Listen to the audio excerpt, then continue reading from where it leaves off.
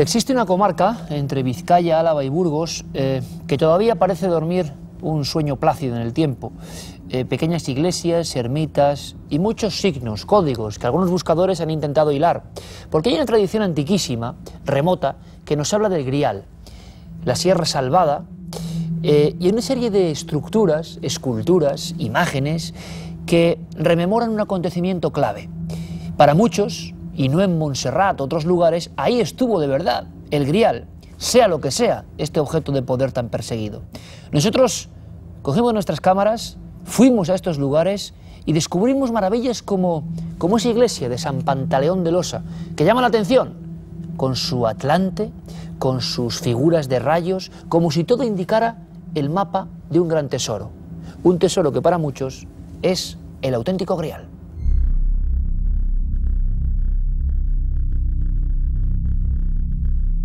Reza la antigua tradición que el Grial llegó a España y que estuvo con un santo de Huesca llamado Lorenzo. Después, tras varias peripecias, el Grial llegó a los magníficos valles de las merindades burgalesas. La iglesia de San Lorenzo de Vallejo de Mena quizás sea uno de estos sitios llamados griálicos. En sus capiteles están representados vetustos caballeros medievales, posiblemente de la Orden de los Templarios o de sus sucesores, los Hospitalarios de San Juan de Jerusalén, que ordenaron la construcción de aquel templo y que, según la leyenda, fueron los custodios del codiciado Grial.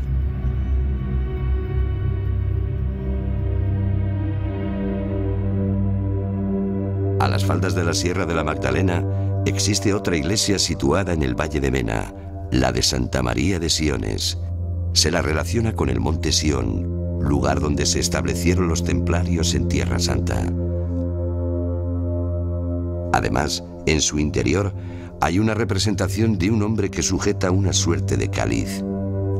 Quizá el mismísimo Grial.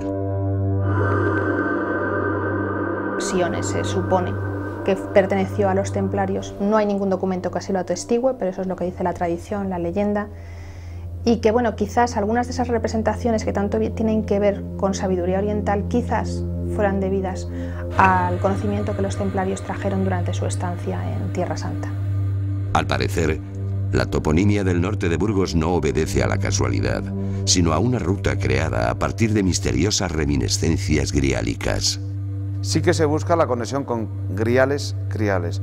Se le une también a una ópera que compuso Wagner, en la que hacía alusión al Mont Salvat, aludiendo a la Sierra Salvada que tenemos aquí en las proximidades.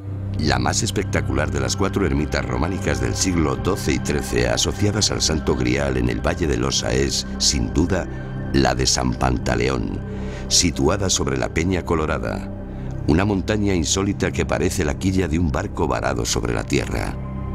Allí se encuentra la presunta tapa del sarcófago que albergó los restos mortales de San Pantaleón, que fue decapitado en el siglo IV, después de resistir todo tipo de torturas.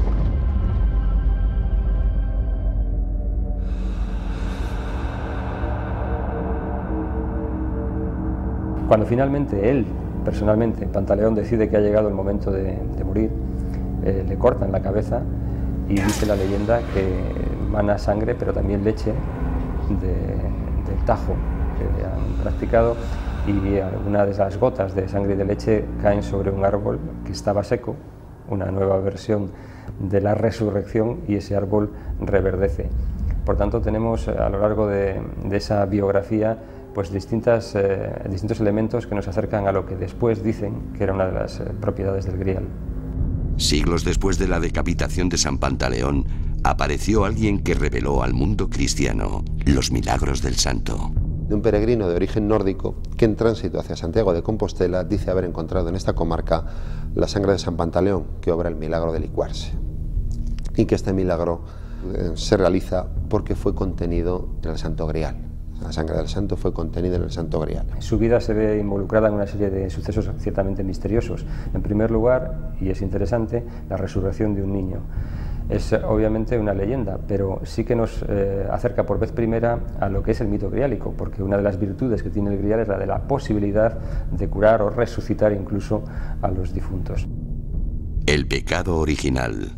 Máscaras diabólicas haciéndonos burlas, hombres amordazados y seres fantásticos nos vigilan desde los capiteles de San Pantaleón de Losa, Siones y Vallejo de Mena.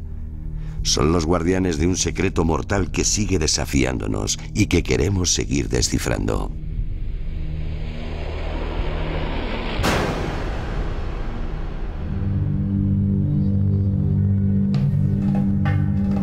Ya les anunciaba que estábamos ante uno de los lugares mágicos de este país. Un lugar de poder, que dicen algunos.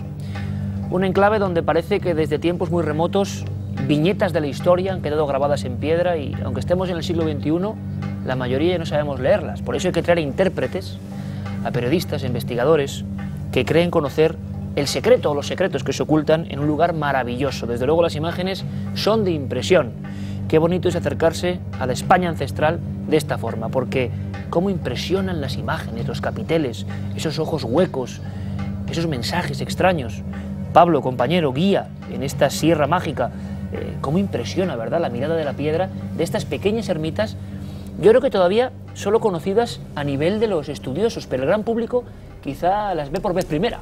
Sin duda, era algo, cuando vi aquella San Pantaleón de Losa, por ejemplo, o Santa María de Siones, con sus capiteles tan, digamos, monstruosos, porque algunos representaban figuras monstruosas, yo me imaginé en aquella época, en Edad Media, como un simple peregrino, parado delante de aquellas imágenes y realmente asombrado, porque aquellas imágenes, un peregrino, hace 1000 años, mirando aquello, seguramente la persona se echaría de rodillas al suelo y pediría perdón por todos los pecados que hubiera cometido en su vida ante tan monstruosas imágenes tan bien plasmadas en aquellas piedras de Santa María de Siones y en las otras iglesias que visitamos.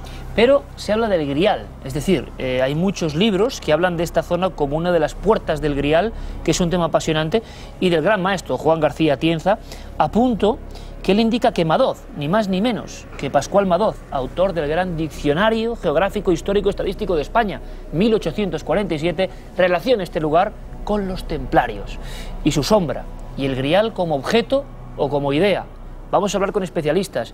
Ya que están tan de moda los códigos, vamos a ir a los códigos que hay en nuestro país, que están ahí, que a veces la gente pasa por delante de ellos y no puede ver, no puede profundizar en un gran secreto. Nos acompaña el especialista, erudito, editor, escritor, ya lo conocen todos, Sebastián Vázquez. Amigo, bienvenido. Gracias, Iker, buenas noches. Impresionante o no. Tú me has hablado muchas veces, no hemos tenido la oportunidad de ir juntos a este lugar en concreto, del eterno poder que parece que se manifiesta allí, ¿no? ¿Podríamos saber algo más de eso? Sí, todo primero de decir muy brevemente, si me permites, que para mí el Grial no es un objeto físico. ¿No es una copa? No, es una copa, es decir, en Egipto vemos ya ese símbolo, ese jarrito con asas, que era el id, el corazón. Si nos tenemos que apelar a toda la metafísica medieval... ¿Me quieres decir que antes de Cristo aparecen ya representaciones griálicas? Sí, sí, y además es un símbolo que ya en el Islam, sobre todo en el sufismo, es muy utilizado. Es decir, las leyendas griálicas aparecen, como otras muchas, en el siglo XII de un modo espontáneo y naturalmente lo traen de las cruzadas. Y a partir de ahí ese símbolo, esa copa, que es la que ha de buscar, el buscador de la vida espiritual, ha de buscar para poder tener el recipiente para recibir la gracia de la iluminación. De hecho, por ejemplo, en Losa se ha visto esas piedras donde están ocultos esos personajes como asomados, ¿verdad? Pues hace relación a lo que comentaba Pablo, es decir, la piedra viva. Es decir, esa piedra no es piedra muerta, es un templo vivo que cumple una función, y esos personajes escondidos en la piedra demuestran que efectivamente esas piedras, digamos que no son objetos, sino pueden tener la categoría de entes vivos. Nos acompaña también el historiador, escritor y buen amigo Mariano Fernández Urresti, una obra que ya salió aquí. Si ustedes recuerdan, es que, claro, por ejemplo, las sombras de los nazis ya persiguieron el Grial como objeto. ¿Recuerdan estas imágenes? Las imágenes de una expedición a Montserrat, encabezada ni más ni menos que por Himmler, una noche de terror, casi buscando ese preciado tesoro. Bueno, pues ya nos sirvió de guía este libro, A la sombra del Grial. Y me gustaría preguntarle al amigo Mariano Fernández Urresti si él cree que en este lugar estuvo el Grial. Bienvenido, amigo. Hola, ¿qué tal? Bueno, es difícil de responder. Lo que sí es cierto decantándome más bien por la idea que planteaba Sebastián, podríamos hablar del Grial como un objeto físico, como la sangre real que se ha puesto tan de moda, o como la línea del horizonte espiritual, al que es difícil llegar, pero en el tránsito uno se va transformando. Y tal vez sea esta última posibilidad la más acertada. El hecho de que se plantee este lugar como un lugar griálico deviene de varias razones, ¿no? Una de ellas porque ya en la Edad Media, en el siglo XII, cuando Chrétien de Troyes y después Robert de Borón y más tarde Effenbach hablan del Grial, especialmente Effenbach, dice que los templarios custodiaban el Grial en un lugar llamado Montsalvat. Esa fue la razón que llevó a Himmler a Montserrat y a otros a Montsegur, la última fortaleza cátara, y a otros a la tierra, a la zona salvada o la Sierra Salvada. El Mont Salvat podía ser el Monte Salvado en este lugar, en esta geografía preciosa y mágica que separa pues, Burgos, Vizcaya, Álava. Esa es una de las razones. Para aquellos que gustan de la idea del Grial como sangre real, hombre, no deja de ser llamativo el hecho de que esté la Peña Magdalena o Monte Magdalena, que los templarios hayan estado allí. Todo eso puede, digamos, incentivar la imaginación de algunos, pero yo creo que es muy probable que debamos de hablar de geografías mágicas donde el despertar de la conciencia sucede, y este podría ser uno de los casos. Sí es cierto, y se ha visto en algunos de los capiteles, que también hay representaciones de ese objeto, que podría ser lo que algunos han considerado la copla en la que Jesús instaura la Eucaristía, al menos supuestamente, ¿no? Pero hemos visto la historia de un santo, la historia de una persona que es decapitada brutalmente, la historia de una sangre. Si algo faltaba en esta serie de códigos, era encima la sangre, como decía Mariano, y la sangre aparece ahí, y la gente estará pensando, ¿es la misma sangre que cada cierto día de julio se licúa, está en estado sólido y se licúa? Es la misma. Sí, ese es el milagro de la licuación de la sangre que se produce en el Monasterio de la Encarnación, aquí en Madrid, ¿no?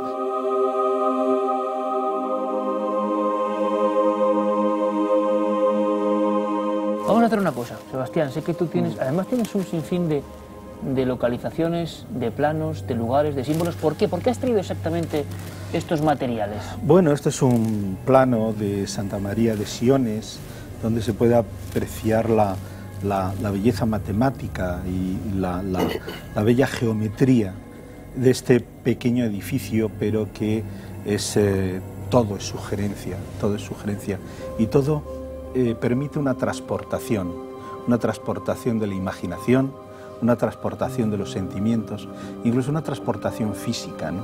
Al encontrarse cara a cara con estos símbolos de tantísima fuerza. Personalmente me parece de muchísimo interés uno que hay aquí que en realidad parece sorprendente, pero es una representación del dios Anubis, el dios de los muertos. ¿Te refieres a este documento que tienes aquí? Sí. Lo muestro a cámara. Capiteles que, sin duda, ya respondiéndome, sería uno de los que más te llama la atención, evidentemente. Sí, es uno de los más sorprendentes.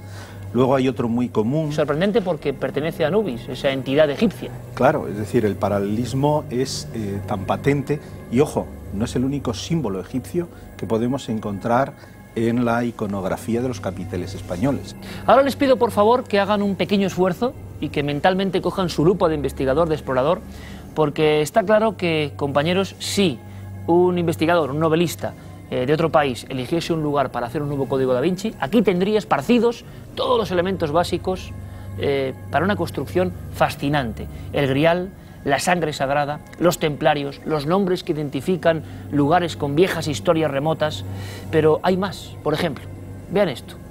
¿Qué demonios pinta lo que dicen que es un gigantesco Atlante dando la bienvenida en una de estas ermitas perdidas? ¿Qué secreto calla su voz remota? ¿Qué hay en todo esto y qué podemos sacar a la luz? Vamos a intentar hacerlo, pero ustedes, por favor, en estos minutos, en este reportaje de Pablo Villarrubia, observen muy bien cada código, cada símbolo, porque dentro, no lo duden, hay un secreto. El mito del Santo Grial, el cáliz sagrado en el que Jesús bebió en la última cena, se consolidó en tierras burgalesas hace casi 1000 años. En San Pantaleón de Losa se fijó una de sus escalas en territorio ibérico. La entrada de la ermita tiene un símbolo asombroso, una suerte de figura en forma de rayo, quizá una alusión a la serpiente que mordió al niño que el santo resucitó. Si tenemos en cuenta la tradición griálica del lugar, si tenemos en cuenta la serpiente y si tenemos en cuenta que los celtas llamaban a las serpientes buibres y la conectaban con las líneas de fuerza que circulan por todos los lugares mágicos, posiblemente lo que estamos viendo no es un rayo, sino la representación estilizada también de una serpiente. Porque además hay un hecho muy curioso en San Pantaleón de Losa. Está perfectamente alineada con otra ermita que está un poco más abajo en el valle, que es la ermita de San Roque. Aquí existe una especie de línea de fuerza que cruza todo el valle, que podría ser también tenida como un axis mundi, un centro del mundo. Pero la fachada de la ermita podría esconder una historia mucho más tenebrosa. Solamente aparecen en la arquivolta de la portada y en una doble arquivolta en la ventana absidal.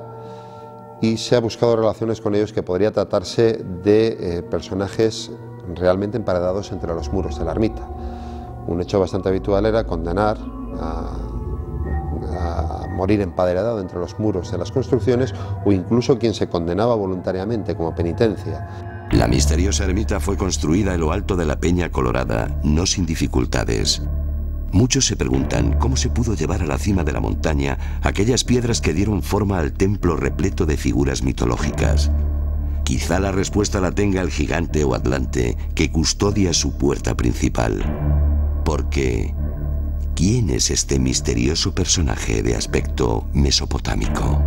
Esa representación que llamamos un atlante haga referencia también de alguna manera vaga a una especie de peregrino fantasmal que ayudaba por las noches a quienes andaban por el camino de Santiago y les orientaba en la oscuridad para que pudieran llegar a sus destinos. Tanto en la ermita de San Pantaleón como la de Santa María de Siones aparece la figura de un barco con navegantes o pasajeros a bordo. ¿Por qué están allí en los capiteles? Eran peregrinos que venían del norte de Europa, venían en barco, atravesaban el océano, llegaban hasta Laredo, en Santander, y a través de ahí era donde recorrían ya a pie todo lo que era el Camino de Santiago por la zona norte de Burgos. La construcción de aquellos templos cristianos parecía ocultar sabidurías más antiguas, paganas, relacionadas con los celtas, al enigmático dios Lugh y a fórmulas mágicas que solo algunos privilegiados conocían. Hablan del secreto de los canteros medievales, que recibían su iniciación boca a oído y que no podían decir bajo pena de muerte nada de los secretos que ellos conocían y que tenían que ver precisamente con eso, con la vitalidad y con el alma de las piedras que forman estos edificios.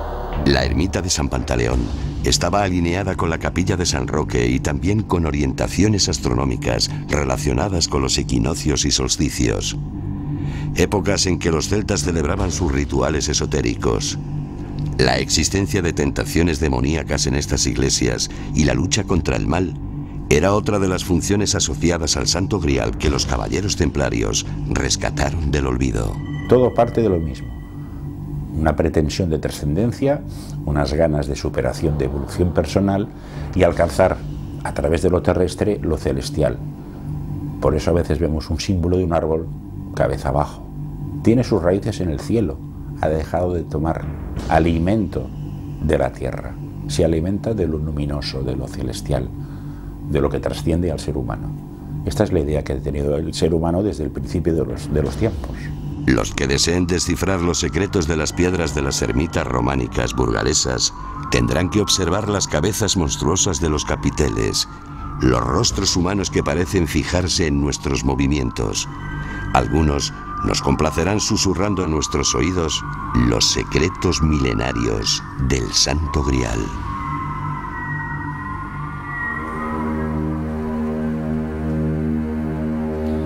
Sorprendente iconografía, cuando menos. ¿Es un atlante, amigos, lo que está ahí, Mariano? Así lo llaman algunos. Otros han querido ver un superviviente no de la Atlántida, sino el mismísimo Noé, porque se propone, otra versión, se propone que algunos de los capiteles, allí donde se representan personajes encima de barcos, no serían sino supervivientes de la Atlántida, pero también, como te digo, otros dicen que es el mismísimo Arca de Noé y su familia.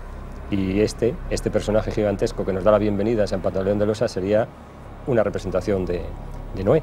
Es otra versión más. Otros han querido ver, por ejemplo, Csic ha querido interpretar algunos de los capiteles como las distintas maneras que tuvieron o intentaron matar a San Pantaleón. Esa sería otra de las propuestas que se ha hecho, ¿no? ¿Qué representaría ese hombre con una especie de saco? Bueno, hay que decir que al santo le intentaron matar de diversas maneras, sin ninguna fortuna, ninguna de ellas, hasta que él, como se ha visto en el reportaje, se dejó, literalmente, ¿no? Le arrojaron plomo derretido sin ningún éxito, el plomo se enfriaba, lo lanzaron con una piedra atada al mar, obviamente con un propósito muy claro, que era ahogarlo, pero tampoco lo lograron. Intentaron arrojarlo a las fieras, pero las fieras se volvieron absolutamente mansas. Le torturaron en el potro, no había manera, hasta que finalmente él, atado a un olivo, se dejó decapitar del modo en que hemos visto en el reportaje. Entonces algunos han querido ver en esas imágenes terroríficas de San Pantaleón las distintas maneras que intentaron provocar su muerte, pero sin ninguna fortuna, ¿no? Es curioso porque, para añadir un elemento más, recientemente, además, el Archivo Vaticano ha desclasificado una serie de documentos sobre los templarios. Se habla de templarios en esta zona, se habla de templarios y de su enigmático fin, y se habla de templarios como últimos custodios del Grial como objeto. Y precisamente Pablo, hace unos meses, pudo viajar por una zona del sur de Francia, por Montsegur, con ciertas, también hay que decirlo, imbricaciones posiblemente con este lugar, donde se habla de la historia de los cátaros, que estoy seguro que muchos buenos amigos ya conocen. Esas quemas, esas piras tremendas, ese fin, la extinción de esa fe diferente, los cátaros, hombres buenos que prefirieron ser devorados por las llamas antes que, bueno, renunciar a esa fe, a lo que creían, ese monte o ese campo de los cremats, campo de los quemados. Hay quien dice, la leyenda asegura, que 4 hombres, si no me equivoco, Mariano, salvan el Grial, salvan una serie de tesoros importantes, y de repente su pista desaparece. Hay quien ha escrito que uno de los lugares en España donde primero pudo estar ese material sagrado, que los cátaros antes de morir, incluso hay que decirlo, ajusticiados por los propios cristianos, una batalla de cristianos contra cristianos en esos terribles y escarpados montes de Francia, esos hombres, esos 4 aventureros que salvan el Grial con un saco, van precisamente a este lugar. ¿Sería posible o no tiene ningún fundamento? Es difícil de responder, como casi siempre. Lo que sí es cierto es que existe esa leyenda de que la noche o unas pocas noches antes de la entrega de la fortaleza cátara se descuelgan de aquel verdadero nido de águila por una zona absolutamente inaccesible 4 cátaros custodiando lo que han dado en llamar el tesoro de los cátaros. Para algunos se ocultó en las cuevas próximas del Sabartés, otros han dicho que en Rennes-le-Château, pueblo tremendamente popular después del Código da Vinci, y otros creyeron verlo más acá, más a este lado de los Pirineos. Yo tengo dificultades para creer eso, pero sí creo que la fe cátara o la manera de interpretar el cristianismo de los cátaros no fue exclusivo de aquella región, del Languedoc, y que también en el norte de España hubo cátaros, perfectamente pudieron haber encontrado acomodo, cobijo o asilo político, más bien asilo religioso en este caso, entre algunas de las comunidades cátaras de este lado de los Pirineos. Podría ocurrir. Luego se menciona, Juan Ignacio Cuesta y otros investigadores enamorados de esta zona, hablan de conexiones, y esto es maravilloso, entre lugares sagrados concretos, líneas de fuerza, representaciones como si fueran serpientes o relámpagos de esas líneas de fuerza. Esas líneas de fuerza es como un eterno mito que muchos amigos de la historia manejan, pero que otra parte de la historia no acepta. ¿Están ahí? ¿Creéis en ellas? ¿Creéis que estamos en un lugar de poder manejado por esas fuerzas telúricas? ¿Que los antiguos elegían emplazamientos concretos por la fuerza que viene en ese lugar y no en otro? Lo que es realmente un misterio es por qué se sacraliza un lugar. ¿Por qué se sacraliza este lugar y no un lugar que está 200 o 400 metros más allá? ¿Qué veían? ¿Qué leían ahí? Básicamente estas personas creían que eran unos puntos de síntesis, por definirlo de alguna manera, unos puntos nudo, unos puntos puerta, unos lugares en donde de un modo privilegiado había una posibilidad de establecer lo que en la mística se ha hablado, pues la escalera, ¿no? Y que, por ejemplo, nuestro buen amigo Javier Sierra ha tocado, por ejemplo, en una novela, ¿no? La escalera de Jacob o la escalera de Alá, ¿no? Que en la roca conecta lo divino y lo humano. Entonces, ellos consideraban que había algunos lugares privilegiados para poder establecer esa conexión con lo divino. Y esas construcciones precisas lo que establecían eran las condiciones más favorables posibles y señalaban astrológicamente unas determinadas fechas, por ejemplo, San Pantaleón de Losa en agosto, para proceder a los rituales que llevaran a efecto esa conexión entre la divinidad y el hombre. ¿Por qué exactamente allí? Ahí ¿Y está. por qué cuando se hacen exploraciones, se hacen catas, los arqueólogos van, se dan cuenta de que llegamos casi hasta los menhires en muchos de estos casos, en los dólmenes? Es decir, todas las generaciones que en la historia remota del hombre ha habido, elegían ciertos puntos por algo y enterraban a sus muertos, por ejemplo, o adoraban a los dioses en cierto punto y no otro. Pero no me digan que esto no es una cuestión tremenda. Sí, pero fíjate, es que es una cosa muy antigua. Si uno se acerca a las cuevas prehistóricas, en los lugares donde se pintaba, que no eran los de habitación, sino más adentro de la cueva, eran siempre los mismos, y las figuras se superponían unas sobre otras.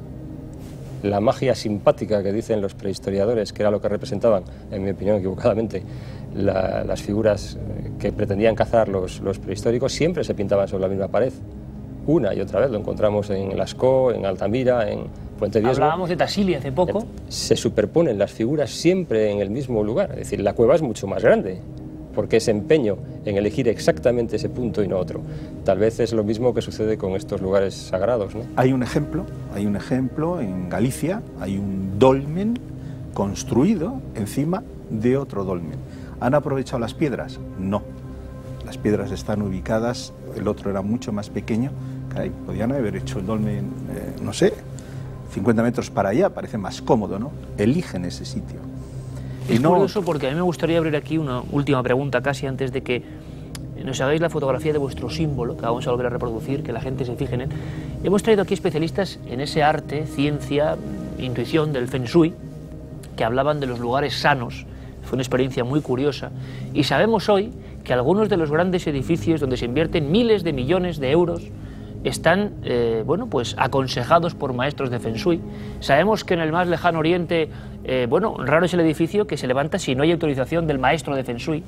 Y hay otras personas que hablan de líneas Hartmann, líneas que cruzan nuestro planeta, que yo no sé si hay un mapa de esas líneas o no, pero que son como líneas de poder donde luego, curiosamente, uno va investigando y pasan cosas. ¿Creéis en estas líneas? ¿Creéis que existen realmente? El magnetismo en la Tierra no es cuestión de creer o no, esto está probado científicamente. Entonces, más allá de la fe de cada cual, está la sólida realidad. Y la Tierra es un verdadero imán, y hay lugares donde se cruzan esas líneas magnéticas y son lugares donde suceden cosas, a veces para bien, a veces para mal. Estamos en lugares donde nuestra alma, si somos capaces de volver a esa alma ancestral, cambia. Invitamos a que recorran esa España mágica, esa ruta de Santiago principal, y luego hay muchas más de las que iremos hablando. Pero lo prometido es deuda, casi como una fotografía. Pablo, Mariano, Sebastián, para despedir este lugar que queríamos descorrer de alguna forma para todos ustedes. Un detalle de esa iconografía maravillosa, o lo que más te ha impresionado de este lugar. A pesar de ser muy sencillo, un capitel en Siones, Santa María de Siones, donde aparecen dos personajes sujetando el grial, una copa, supuestamente. Una copa. Mariano, tu elemento dentro de toda esta iconografía maravillosa. Pues es que es difícil de elegir. Sin duda, casi todos los espectadores se quedarán con el Atlante porque es obviamente lo más espectacular. Sin embargo, en una de las ventanas exteriores de Siones hay una calavera con dos tibias cruzadas que es muy evocadora. Llama mucho la atención porque representa muchas cosas. Puede ver cada cual lo que quiera. Generalmente la carta del tarot de la muerte es vista desde un punto de vista negativo y sin embargo es una carta de transformación. Sebastián lo conoce evidentemente mucho mejor que yo. Es una carta de resurrección, de cambio. Yo me quedaría con eso, porque el grial hemos dicho que entre sus virtudes tenía la posibilidad de resucitar. Tal vez no hace falta morir físicamente, sino morir simbólicamente. Me quedaría con eso. ¿Cuánta gente nació una nueva vida de iluminación quizá en ese mismo templo o templos que estamos visitando? Sebastián, tienes que cerrar este viaje mágico con un elemento, no sé cuál. Antes hablabas de ese curiosísimo símil de Anubis, pero te pido otro. Sí, como estoy seguro que muchos espectadores no van a visitar estas dos auténticas maravillas burgalesas, que busquen un capitel donde se ve la figura que dicen de Adán, está siempre al lado de una mujer y tiene este gesto en la garganta. Y si otro día viajan a San Juan de la Peña, otro lugar griálico, también encontrarán el mismo símbolo. tocándose así la garganta. ¿Por qué? No hay que hablar. Qué bonito mensaje, los secretos que siguen en torno a este lugar mágico, porque nuestra intención no es otra que, como han hecho estos escritores, algunos aquí presentes, buenos amigos, durante muchos años, mostrar esa España sagrada y mágica que está ahí. Y quizá, afinando el oído y afinando y sintonizando el alma, podamos comprender su profundo mensaje. Lo que descubrirán seguramente es que la realidad de las piedras supera cualquier ficción. Sebastián Vázquez, amigo, Mariano Fernández Urresti, Pablo Villarrubia, muchísimas gracias por hacer de guías en este rincón que se merecía, yo creo, esta reivindicación y este pequeño homenaje. Gracias. Muchas gracias. Gracias.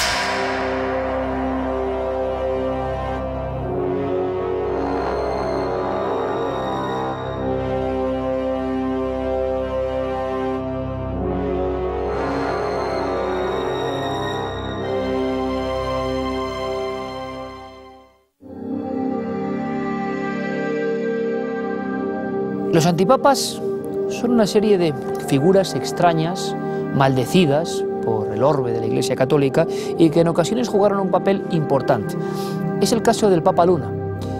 Acabó anciano, enfermo, recluido con los pocos que aún seguían sus órdenes en esa fortificación en el castillo de Peñíscola, abatido día y noche por las olas del mar. Había una vieja profecía que decía que su cuerpo iba a ser desperdigado, profanado, y se cumplió.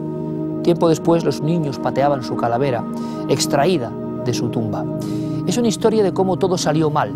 Un hombre que tenía su fe, que creía en una iglesia justa y limpia en tiempos de corrupción y que al final se vio envuelto en una trama de sombras. ¿Quieren conocer una historia muy nuestra? La historia de el Papa Luna.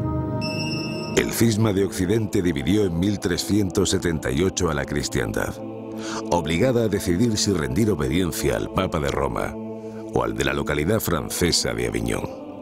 De esta última línea sucesoria surgiría un máximo pontífice 100 veces maldito, Benedicto XIII, el Papa Luna.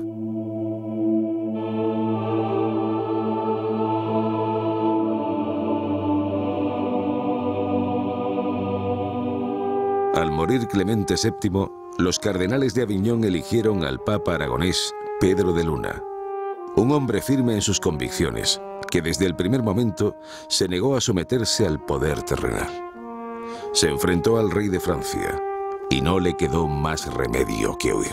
Durante unos años tuvo la corte itinerante por diferentes lugares de Europa y por toda la corona de Aragón, hasta que por fin, en 1411, se refugia definitivamente en este castillo, donde viviría hasta su muerte, entendiendo que era el auténtico representante de Cristo en la tierra.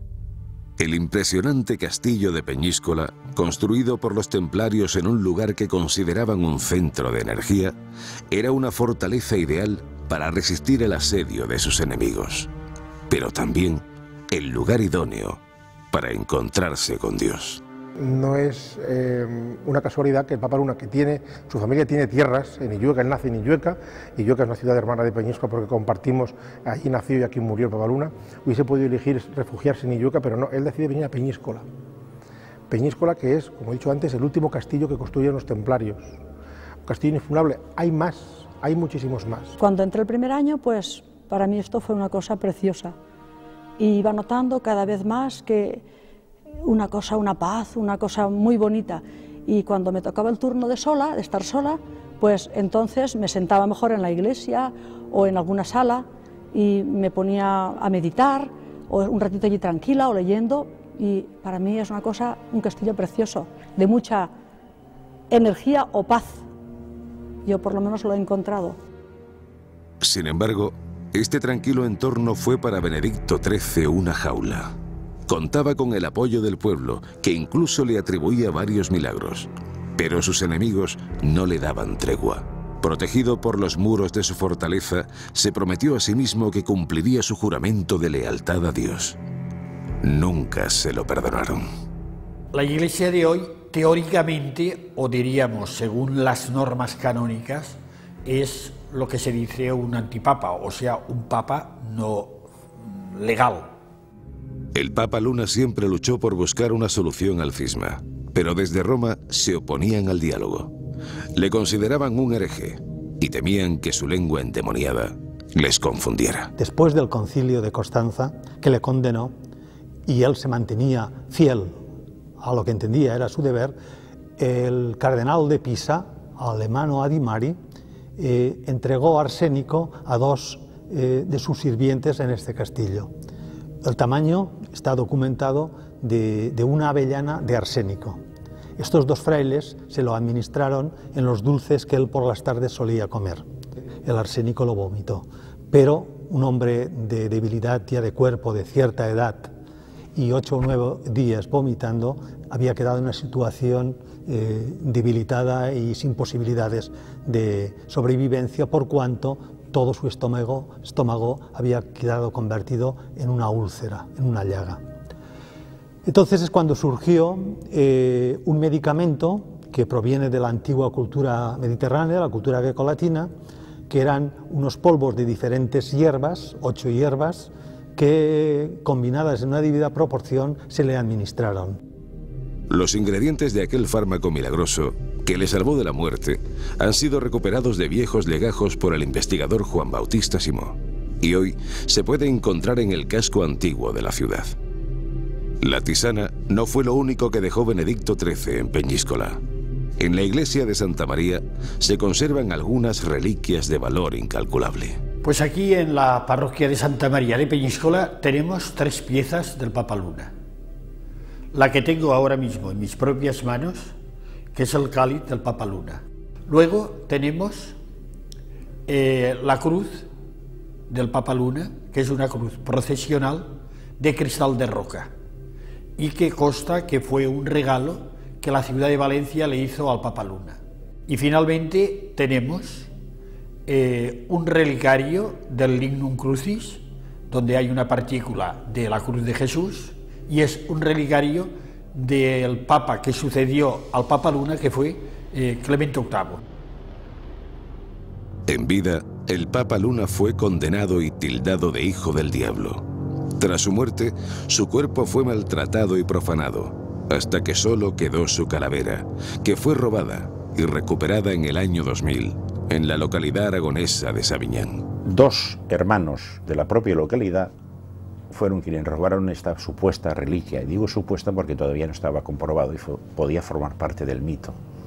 Posteriormente la Guardia Civil recuperó el cráneo y finalmente, para decidir si era o no era el cráneo del supuesto Papa Luna, lo mandaron a Estados Unidos al Instituto de Análisis del Carbono 14, Beta Analytic. Allí se comprobó finalmente de que sí, que correspondía a la datación entre los años 1370 y 1440. Tal vez todos estos avatares sean fruto de la casualidad, o quizá tengan razón aquellos que vaticinaron que por mantenerse en sus 13, el antipapa recibiría severo escarmiento.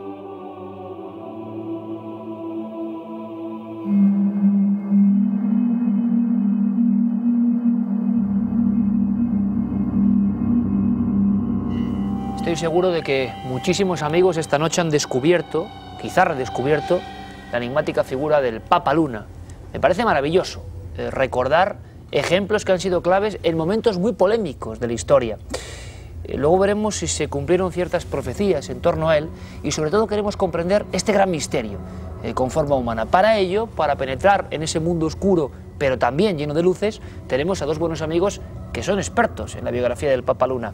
Uno de ellos, ya lo conocen, es nuestro querido compañero, escritor, editor, Sebastián Vázquez. Bienvenido, amigo. Gracias, Iker. Bueno, vaya figura, ¿eh? Impresionante.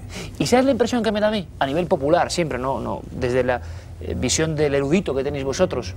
Muy olvidado. Sí, muy olvidado, y es lógico, pero lo que tú has dicho, la dimensión del Papa Luna intelectual y humana para la época, y luego por lo que él fue censurado, que es por esa condición de orgullo, si lo vemos desde la otra perspectiva, no es más que un hombre coherente y fiel hasta la muerte en sus ideas. Un papa con muchos libros, rodeado de libros y de conocimientos ortodoxos y más o menos heterodoxos. ¿Esto lo hacía diferente al resto de los papas? Un hombre muy culto. Él era teólogo y sobre todo era un grandísimo orador. De hecho, uno de los problemas que tenían los otros papas con él recordemos que hubo una época en que convivían 3 papas en el trono de San Pedro, es que ninguno quería debatir con él. Era tal la solidez de sus planteamientos, el rigor de sus concepciones, de sus planteamientos de orden teológico, que los debates con el Papa Luna sencillamente hubo un momento que desaparecieron. Y por eso, al final, se le acusa de hereje, de antipapa, porque no había manera, por decirlo de algún modo, de acabar con él. En libros como La vida secreta de los Borgia, otro buen amigo, Juan Ignacio Cuesta, periodista, escritor, y también junto a Sebastián, uno de los grandes expertos en lugares de poder que tenemos aquí en España, pues intentó esbozar algunas líneas sobre un personaje que seguro que merecería, como tenemos aquí, libros aparte, que los ha habido. Eligió un lugar para el final de sus días, el Papa Luna, muy especial, un lugar de poder. Indudablemente. Evidentemente el contraste tierra-mar en un lugar como Peñíscola, con esa elevación sobre la que está el castillo, no fue elegido al azar.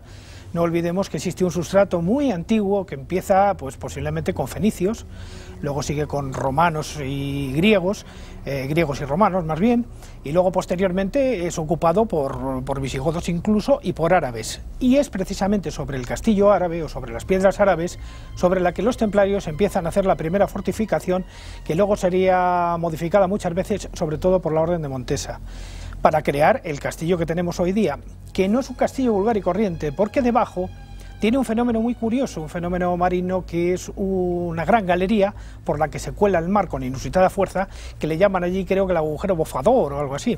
Esa energía acústica que se produce dentro de ese túnel, esa potencia que aúna la tierra con el mar, creando una frontera distinta, además en un lugar mágico como puede ser los sótanos de un castillo, dota a ese castillo de algo especial, quizá de una vibración permanente que hace que sea una especie de máquina, una máquina quizá que pueda ser utilizada a beneficio del espíritu, y no precisamente con malos fines ni mucho menos, sino que el Papa Luna, si eligió este lugar, lo hizo siempre pensando en que iba a obtener de ello un beneficio tanto para él como para la cristiandad, porque no olvidemos que aquello se transformó en un auténtico Vaticano a la española durante un montón de años. Estamos ante un momento, y yo sé que tú eres capaz de contárnoslo a todos de forma muy sencilla, de gran crisis eclesiástica. Por eso decías una cosa que nos suena alucinante, 3 papas al mismo tiempo. Y este sería un antipapa, oficialmente hoy.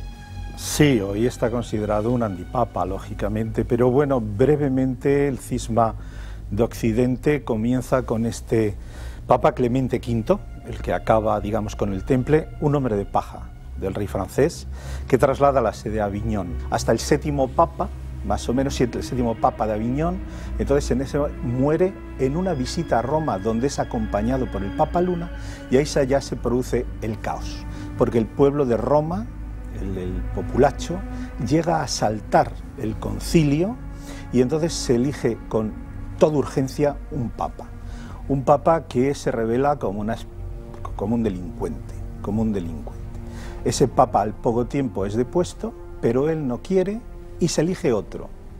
Ya tenemos 2. Ya tenemos la corriente de Aviñón y la corriente de Roma. Es tal el conflicto que en un momento determinado se decide hacer un concilio donde se les pide a esas 2 facciones, entre ellos al Papa Luna, que abdiquen para elegir otro nuevo. Ya hay 3, porque ninguno de los 2 abdica. Contado brevemente, este es el famoso cisma de Occidente, a partir del cual la Iglesia pasa pues posiblemente sus peores momentos. Recordemos papas con escándalos sexuales, con escándalos de dinero. En Aviñón recordemos, bueno, pues que el Papa, me parece que era Juan XXII, creo recordar, que quema a más de 100 franciscanos pobres, porque es cuando él declara como herejía que Cristo, pues, que nadie dijera que Cristo y sus apóstoles eran pobres, porque se hace el hombre más rico del planeta, ¿no? Es decir, la Iglesia estaba sometida a una auténtica tormenta, y la categoría moral del Papa Luna se le puede nombrar como antipapa, pero su categoría moral, humana e intelectual está fuera de toda duda. ¿Qué pasó con ese papa antipapa? ¿Qué pasó con este hombre que acabó sus últimos años, además creo que con penurias económicas importantes y sintiéndose el representante de Dios en la tierra? qué pasó en ese castillo, qué pasó con las profecías en torno a su cadáver. Papa y leyenda, esta noche hablamos de Benedicto XIII, hay que imaginarlo solo, olvidado, en su refugio, fortaleza de Peñíscola, desde luego imaginando tiempos mejores. Le tocó vivir tiempos convulsos, extraordinariamente complejos para la historia de la religión cristiana. Sin embargo, esta noche queremos reivindicarlo o ponerlo ahí para que ustedes sigan investigando, porque tiene tantos secretos, tantos misterios, tantos enigmas, desde los que van de su propia estructura ósea a lo que fue su pensamiento, su inmensa biblioteca. Parece que era un hombre bueno. ¿Y por qué entonces la Iglesia oficialmente lo considera un hereje? Queremos saber más. Lo vamos a hacer con nuestros dos amigos, Sebastián Vázquez y Juan Ignacio Cuesta. Pero antes sería bueno hablar de muchos de los mitos que rodearon a esta insólita figura. Para castigo del orgullo del Papa Luna, algún día con su cabeza jugarán los niños a modo de pelota. San Vicente Ferrer. Benedicto XIII nunca renunció a lo que él consideraba su obligación: liderar la Iglesia. Sus enemigos eran poderosos, pero resistió a todos los envites. Desde Roma decían que su fuerza provenía del mismísimo diablo, que le susurraba lo que debía hacer al oído. Y entonces llegó un momento en que en el concilio de Pisa, en 1409, buscaron una solución y dijeron: el papa que hay en Roma es indigno, porque, como he dicho, está sujeto a la rapacidad familiar. Todos sus familiares están muy bien situados y están haciendo grandes fortunas. Perfecto, por indigno queda destituido. Y ahora vamos a hablar del señor de Luna, el llamado Benedicto XIII. Y entonces no sabían cómo atacarle. Y surgió un fraile que dijo: yo sé por qué tiene tanto poder de convicción, por qué tiene tanta elocuencia. Porque, mirad, en su biblioteca tiene libros no solamente de religión, tiene libros de matemáticas, de medicina, de astronomía, de astrología, de arquitectura, de literatura. Y hasta entonces nunca había ocurrido eso, era verdad. Y además tiene un diminuto demonio en su bolsillo que le está aconsejando en todo momento. Estupendo. Esta fue la causa por la cual el concilio de Pisa le condena por tener pacto con el demonio. Sus adversarios sospechaban que su fortaleza y su longevidad provenían del maligno, que se había instalado cómodamente en el castillo levantado por la orden maldita de los templarios. En 1417, el concilio de Constanza, reconocido dentro de los concilios ecuménicos de la Iglesia Católica, le condenó de antipapa, de hereje, que debía olvidarse su memoria, que quedaba excluido de la Iglesia Católica como una rama seca. Se le presentó como un auténtico hijo del diablo. Esa sentencia es todavía oficial, todavía persiste.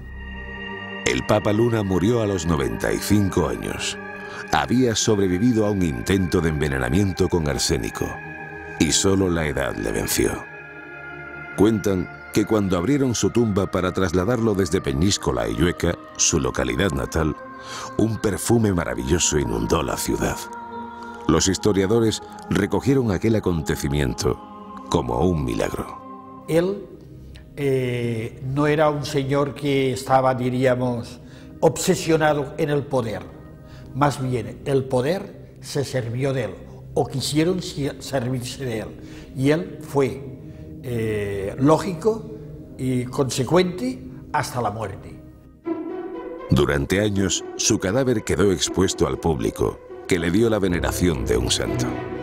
Hasta que un sacerdote italiano, encendido por la herejía, le dio una patada al cuerpo momificado, haciéndolo rodar por el suelo.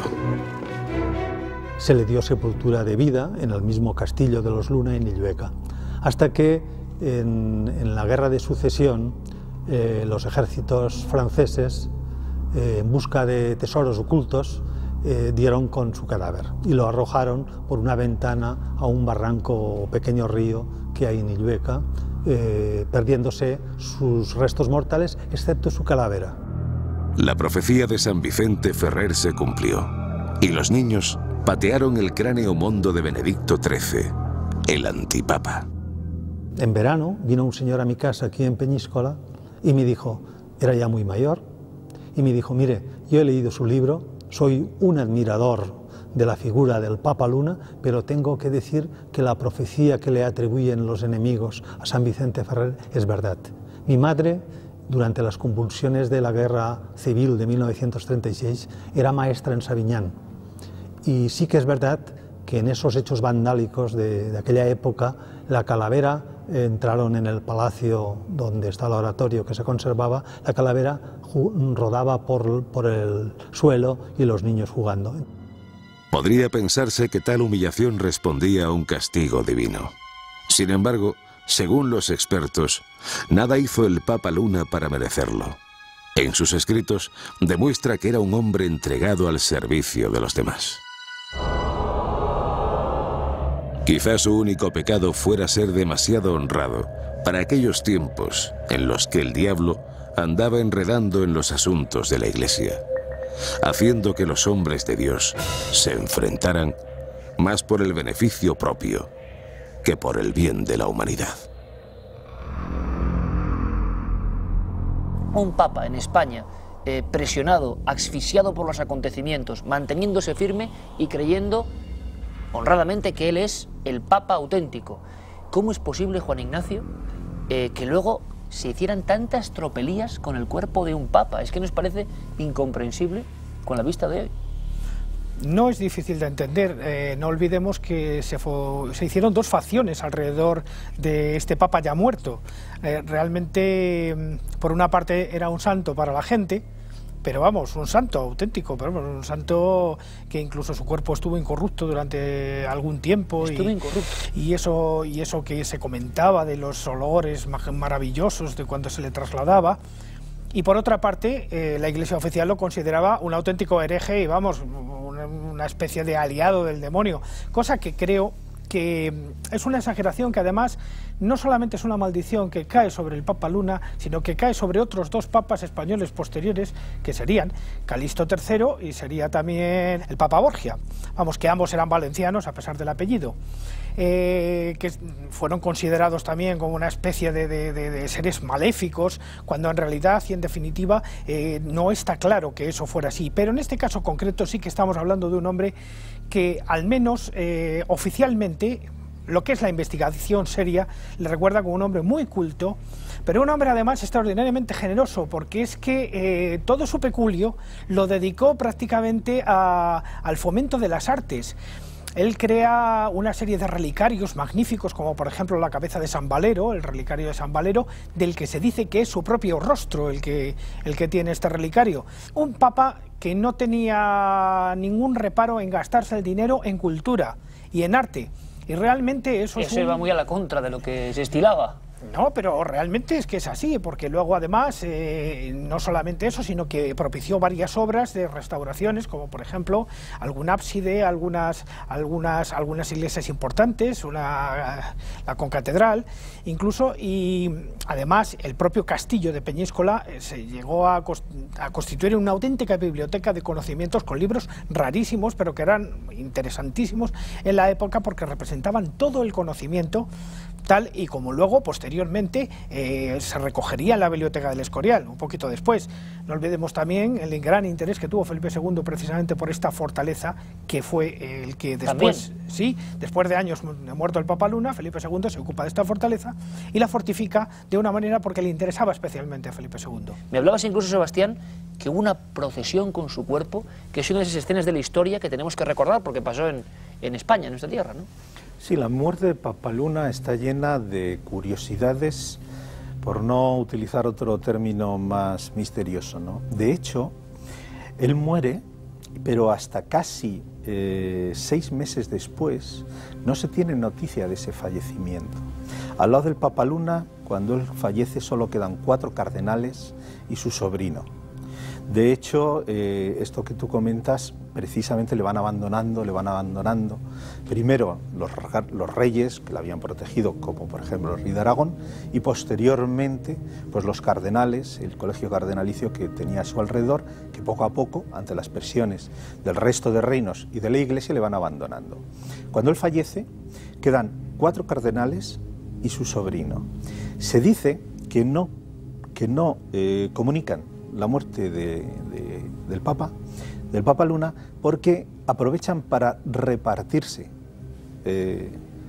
su herencia, cosa que en aquella época estaba muy empobrecido, ¿no? Es cuando deciden 3 de los cardenales elegir a otro papa, Gil Sánchez, otro español de Teruel, que luego abdica con el que ya es, digamos, Martín V, el papa único, por decirlo de alguna manera. Pero ¿qué pasa con ese cuarto cardenal? Y aquí es donde viene la leyenda. La leyenda cuenta que este cuarto cardenal regresa a Francia y aparece a partir de ese momento un papado en la clandestinidad, un papado secreto. Sería una especie de resistencia, de alguna forma. Una resistencia. Que y la leyenda, las fuentes tú fíjate cómo será, sobre todo en Francia, que todavía existe ese papado oculto hasta el día de hoy, con Benedicto XVI, ni más ni menos. ¿Existe hoy un papado que nace? Estamos hablando de una leyenda de ese especie de papado secreto, ¿no? Sea como fuere, el sobrino, el Papa está enterrado en Peñíscola 7 años, efectivamente está considerado un santo, pero pide el sobrino enterrarlo en su ciudad natal. Y entonces se hace una enorme procesión hacia su casa solariega, en Illueca, que es el pueblo donde él nació, donde la memoria del Papa Luna está vivísima. Y ahí es donde se produce la profanación, el sacerdote italiano que rompe. ¿Por qué? Bueno, pues porque el Papa Luna despertaba pasiones tanto a favor, es decir, considerado como un santo, y naturalmente el culto que en su pueblo natal, en Peñíscola, la memoria que se guardaba era la de un santo, la de un hombre absolutamente excepcional, que hacía milagros. No lo olvidemos. El milagro más importante, dicen que él venía en barco y viene una tormenta, y entonces él se somete a sí mismo a una especie de juicio de Dios. Dice, si es verdad que yo soy papa, que Dios me libre de esta tormenta, que nos salve. Cuentan los marineros, todo, que en ese momento acabó la galerna, y entonces es cuando dijo, yo sí soy el Papa verdadero, y a partir de ahí se mantuvo en sus 13. Las pruebas de fe. Pero además no solo eso, sino que termina con una epidemia de arañas que había en todo Peñíscola, simplemente con maldecirlas. Pero esto yo lo he escuchado en algún lugar o leído, epidemia de arañas, que vaya, hoy que hablábamos de fobias precisamente, viene muy al caso, Juan Ignacio, epidemias, ¿verdad? Vienen algunos documentos que el Papa, digamos... Él las maldice y las arañas desaparecen tirándose al mar, supongo. Y luego el gran milagro del Papa Luna, que es cuando es perseguido en una noche, hace una escalera que baja hacia el mar y es cuando pierde el anillo. Y ahí surge otra leyenda, que dice que el Papa Luna tenía en su poder un códice imperial que había pertenecido a Constantino y donde se guardaba un gran secreto que ponía los pelos de punta al que lo leía, y por eso solo podía ser leído por los papas del Vaticano, porque podría peligrar en ese momento su fe. Era un papiro realmente diabólico. Permitidme una cosa, vamos a hacer una especie de largo recorrido hacia el CSI de la Guardia Civil en este caso, porque mucha gente, estoy seguro, que está esperando que comentemos si es cierto que el cráneo del Papa Luna se robó, pero no en tiempos antiquísimos, sino que esas profanaciones que perseguían a su vida y a su cuerpo sobre todo, se han seguido manteniendo, y recientemente daba la vuelta a España y al mundo, bueno, con titulares muy expresivos, la historia de que el cráneo del antipapa español había sido robado. Bueno, esto de la tradición de robar cráneos en España sabemos un poco, y en otras partes del mundo. Goya, Petrarca, Mozart, tantas cosas que se hablan de coleccionistas de cráneos. ¿Qué pasó con el cráneo de Papa Luna? Bueno, pues tenemos, yo creo que un invitado de excepción en este caso. Él es Jesús Pastor, jefe del grupo de patrimonio de la Guardia Civil, que hace una labor maravillosa, y ellos, en una operación sin precedentes, tuvieron que meterse en todo este mundo de leyenda para recuperar el cráneo del antipapa. Vamos a escucharle y a verle. En el transcurso de la investigación, de las gestiones que hacemos, pues conseguimos averiguar que 2 hermanos de esta misma localidad de Sabiñán pues son los presuntos autores del robo.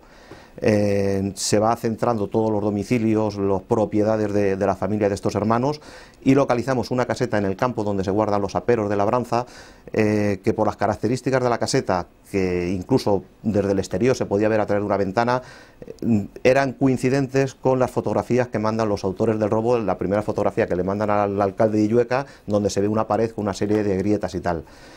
Se solicita un registro a la autoridad judicial y bueno, pues en el registro primero se procede a la detención de los hermanos, uno de ellos mayor de edad y el otro menor de edad, creo recordar que tenía 21 o 22 años y el otro de 16 años, y en el registro que se efectúa en el domicilio, en la caseta esta donde guardan los aperos, ahí se encuentra el cráneo del Papaluna. Ni 500 años después les dejaban descansar en paz a los restos del Papaluna.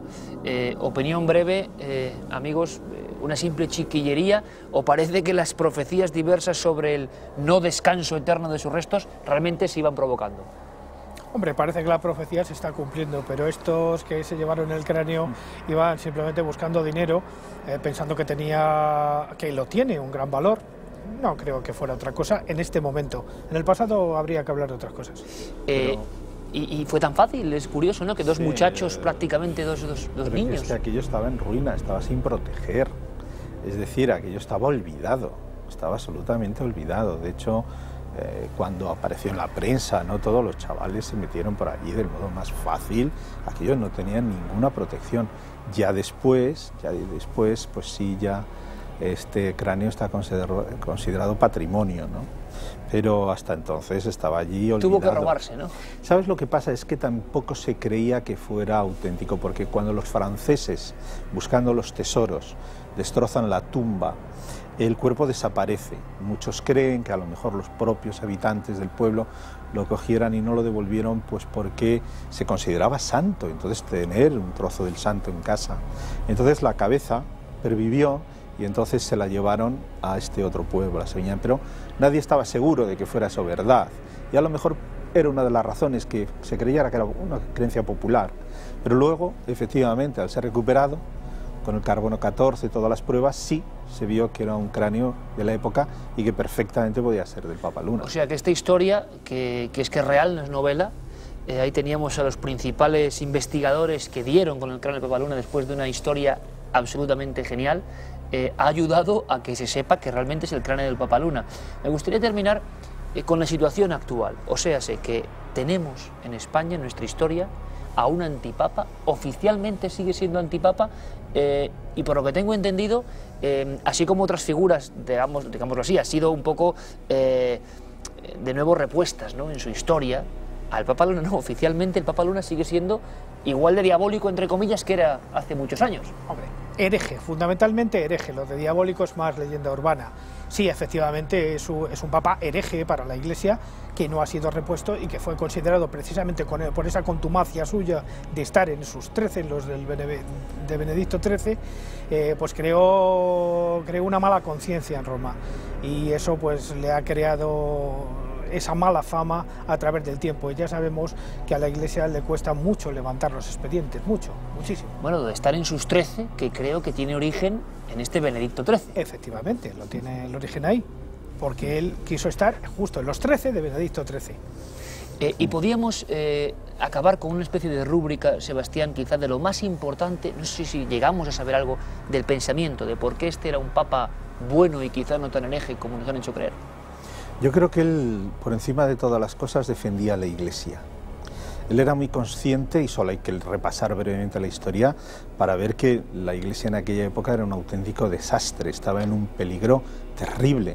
Tú fíjate que tenemos desde Clemente V, con el tema de Aviñón, lo de los templarios, todo el desastre aquel, y poco después aparece la reforma de Lutero. Es decir, ¿por qué? Pues porque, digamos, lo estaba pidiendo a gritos aquella conducta tan poco cristiana, por así decirlo, de los papas.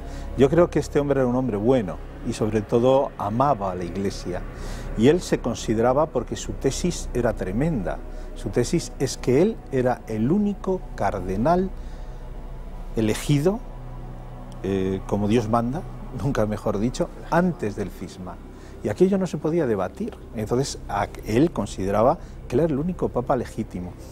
Bueno, pues Sebastián Vázquez, como siempre, gracias por iluminarnos. Yo creo que esta noche hemos hecho algo que creo que es positivo, que es poner en la palestra del gran público, que quizá muchos de ellos, lo empezábamos así en programa, no saben de la historia del Papa Luna. Así que lo hemos hecho, lo hemos reivindicado y que ahora cada uno investigue y lea, que es lo importante. Sebastián, como siempre, muchísimas gracias. Gracias a ti. Y Juan Ignacio, lo dicho, de verdad, que te espero para estos próximos programas sobre misterios, lugares de poder y biografías tan extrañas y extraordinarias como la del Papa Luna. Muchas gracias. Muchas gracias a ti.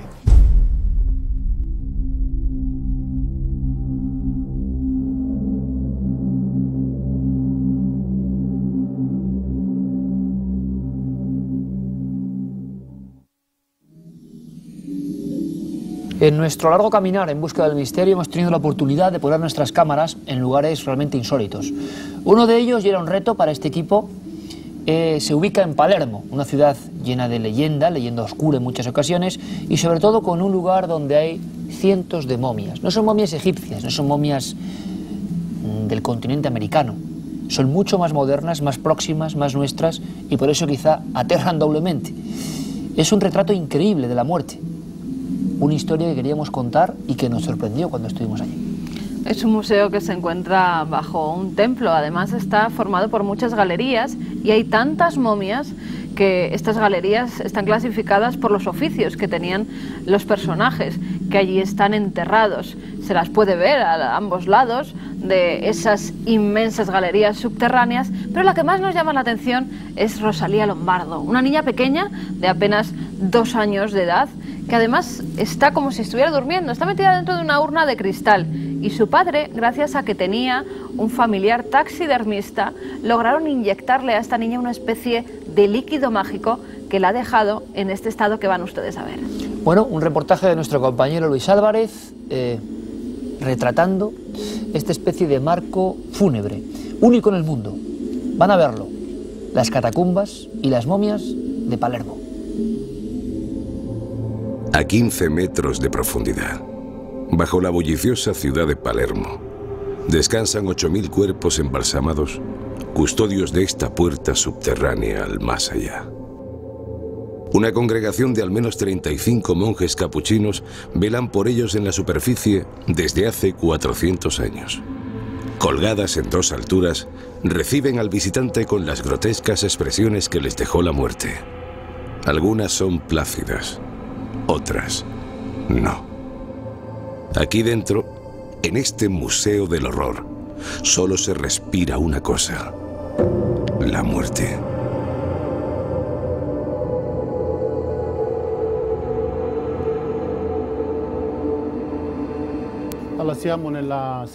Ahora nos hallamos en la catacumba de los frailes capuchinos, en la gran catacumba. Es este un sepulcro singular, sugerente y característico, porque nos encontramos debajo de la iglesia y del convento de los frailes capuchinos. Esta catacumba encierra unos 8.000 cadáveres, de los cuales los primeros fueron sepultados aquí a finales del siglo XVI, siendo el primero de ellos el de Fray Silvestro da Gubbio, un fraile capuchino que, fallecido durante un peregrinaje en Palermo, ciudad a la que había llegado procedente de Umbría, fue enterrado aquí en esta catacumba. ¿Por qué fue enterrado aquí?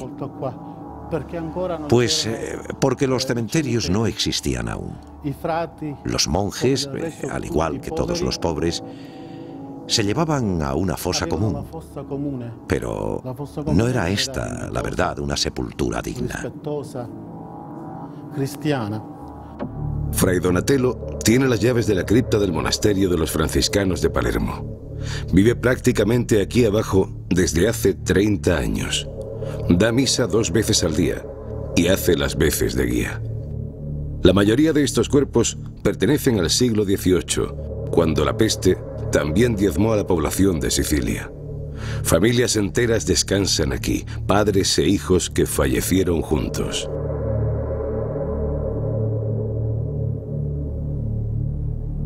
Este panteón de bebés pertenece a las familias ricas de Palermo. Aquellos que podían pagarse un nicho evitaron la fosa común y así el destierro del olvido. Como este apartado dedicado a los religiosos de alto rango de la ciudad. Los familiares acudían a menudo a recordarlos y a hablar con ellos. El hedor debía ser insoportable. El secreto del buen estado de conservación de las momias se encierra en 8 criptas, como esta, que son selladas mientras la humedad y la temperatura actúan sobre el cuerpo. Precisamente en este colador se secaban, lavaban y deshidrataban los cadáveres recién llegados. Unos 7 u 8 se colocaban alrededor de esta rejilla de creta, sentados o tumbados en esta pequeña celda o colador, en esta habitación, cerrándose las puertas luego herméticamente. La toba del lugar y la temperatura posibilitarían dicha deshidratación. El cuerpo se deshidrataba, lavaba y secaba. Después había un colador a donde iban. La máxima atracción de este circo de la muerte corresponde al cuerpo de Rosalía Lombardo, una niña palermitana que sería momificada con una técnica desconocida. Contemplarla de cerca sobrecoge el alma. Fue el último cuerpo aquí recluido. Desde 1920 no entró ningún otro. Una niña de Palermo, hija de un general de dicha ciudad, falleció a los 2 años de edad por una enfermedad desconocida por ese entonces, una enfermedad intestinal. Sus padres la trajeron aquí y la mandaron embalsamar por el doctor Solafia. El doctor Solafia ya había embalsamado al vicecónsul americano. Muy pocos lo saben, y dicha conservación fue todo un éxito en el año 1911. Por lo tanto, trató y conservó a la niña, utilizando fármacos e inyecciones de productos químicos cuya naturaleza no dio nunca a conocer. Dicen que el padre, al regreso de sus largos viajes, pasaba horas observando el cuerpo incorrupto de su pequeña, hablando a solas con ella, tras la cancela. Durante generaciones, los familiares vinieron a ponerle flores. Han pasado 80 años, y los frailes franciscanos hace tiempo que no reciben a nadie preguntando por ella. La niña, pues, falleció a la tierna edad de 2 años, hundiendo a sus padres en la desesperación. De hecho, su padre enloqueció. La niña murió en 1920 y su padre falleció unos pocos años después, por el dolor y el gran sufrimiento. Guiados por Caronte, durante horas, entre las galerías de este extraño lugar, aparece la inevitable pregunta una y otra vez. La misma que alcanza a traición a aquellos que osaron entrar en vano. Y es que, en este viaje, del que se teme no regresar jamás, hay solo una respuesta. No somos absolutamente nada. Pocos espejos de la muerte como este, ¿verdad? Las catacumbas de Palermo, ahí las tienen. Impresionan y sorprenden a partes iguales. Yo no sé cuáles eran las sensaciones, las imagino, de nuestro compañero, de Luis Álvarez, que ha estado delante de estas momias. ¿Por qué tantas? ¿Por qué todas juntas? ¿Por qué se pueden ver? ¿Qué perseguían estos religiosos al mostrarlas de esa forma tan descarnada? ¿Hay momias o otras son solo calaveras? ¿Por qué niños? Tantas preguntas. Luis Álvarez, buenas noches. Buenas noches, Iker. Pues, ¿qué se sentía ahí, compañero? Pues se podrá imaginar la audiencia que se siente al bajar por unas escaleras que te llevan hasta el subsuelo de Palermo y te encuentras en un ambiente húmedo, pero sobre todo con un olor que se te impregna en la ropa y que tarda en quitarse horas. De hecho, tuvimos que echar a lavar toda la ropa que llevábamos en el equipo.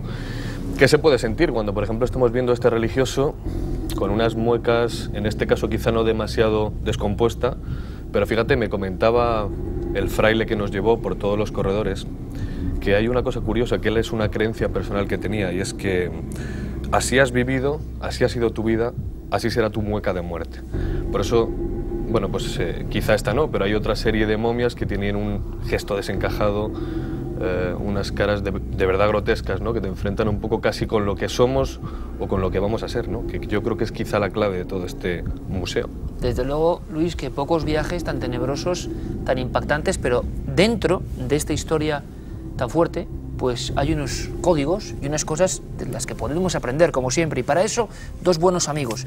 A uno ya lo conocen, director de la revista de Arqueología. Y uno de sus primeros libros, magnífico, por cierto, era El Valle de las Momias de Oro. Pero como vemos, no todo se reduce al mundo de Egipto, aunque es lo más conocido. Hay muchas más cosas. Y queremos hablarlas con él. Nacho Ares, buenas noches. Buenas noches, Iker. ¿Qué tal? Bueno, yo creo que esto es muy extraño, ¿no? Porque ¿por qué unos religiosos muestran de esta forma tan descarnada? Vemos algunas imágenes que parecen el último grito del difunto. ¿Por qué se hacía esto? ¿Había alguna especie de plan preconcebido? ¿Había que mostrar algo realmente o no? Es difícil de decir. Hoy quizás nos enfrentamos a una atracción más turística, ¿no? Incluso tengo entendido que los propios habitantes de Palermo, ellos no se acercan a conocer esto, que en definitiva no es más que un cementerio, no hay que olvidar eso. En definitiva es un cementerio que, al igual que hoy nosotros no vamos por turismo a estos sitios, los religiosos han dado la vuelta quizás por el morbo que tiene el enfrentarse y también el choque cultural que a nosotros como seres humanos nos hace conocer tan de cerca el último estadio físico de nuestro cuerpo una vez que hayamos trascendido al mundo de la muerte. Yo creo que es la mejor lección que podemos aprender de este museo del horror, también me atrevería a llamarlo como lo habéis denominado aquí. Y luego, Nacho, otra cosa importante, que es que, como tú muy bien has escrito y has investigado, las momias, el concepto momia, nos lleva como a los inicios remotos de la humanidad. Claro, hay momias hasta ahora mismo, se siguen momificando cuerpos y si quieres luego debatimos cómo se hacen, si conscientemente, si de forma natural. Nos acompaña otro buen amigo, David Sentinella, escribió otro libro imprescindible, se llamaba Inmortales, la memoria del tiempo. Descubrí algunas claves de estas otras momias también, quizá más desconocidas, pero vaya si impactan. Mucha gente, desde luego, esta noche no va a poder olvidarlas. David, buenas noches. Hola, buenas noches, Iker. Oye, este lugar, ¿qué sentido tenía realmente? Porque yo he estado en algún otro, por ejemplo en las catacumbas de los capuchinos de Roma, que aquí recordamos, era todo hueso, puro hueso, creaciones de huesos, y era un poco el espejo de decir, mira, cristiano, lo que ocurrirá dentro de un tiempo. No seas vanidoso, no seas orgulloso, porque al final vas a acabar como uno de estos. Era un poco lo que se perseguía. ¿Tú qué crees que se perseguía en este lugar que supera cualquier otro en el mundo? Yo creo, ¿no? 8.000 momias, sí. Será la mayor concentración del planeta Tierra, quizá, de momias. Para ser exactos, son 8.000 cuerpos. De los 8.000 cuerpos, no todos son momias. Se considera que alrededor de unos 850 son lo que podríamos denominar como momias, es decir, que tienen fragmentos de carne seca o tienen todo el cuero cabelludo, la piel, o sea, todo lo que es el cuerpo, ¿no? De esas 850 hay parte que pueden ser de modificación natural, espontánea, por las condiciones medioambientales de las catacumbas, y otras pues sí que padecieron ese proceso artificial, esa intencionalidad, como antes estaba hablando el fraile sobre la niña de Rosalía Lombardo. Sí, que parece recién dormida, prácticamente. Sí, totalmente. Con 2 años de edad, nació en 1818 y falleció en 1920. 2 años exactamente, y de hecho es el último cuerpo que entró allí, ¿no? Pues todo se descubre de una manera casual. Resulta que ellos van enterrando, los monjes capuchinos van enterrando en una fosa, en una cripta, van enterrando a sus hermanos que van falleciendo, y llega un momento en el que eso se les queda pequeño y se plantean unas obras de ampliación. Y ahí fue cuando descubren pues que los cuerpos que habían estado allí del resto de los hermanos pues se habían mantenido pues prácticamente igual que en los últimos 25 o 30 años desde que la orden llegó allí, y que bueno, los cuerpos estaban intactos. Ahí ya se plantean las condiciones, o sea, el por qué eso sucede.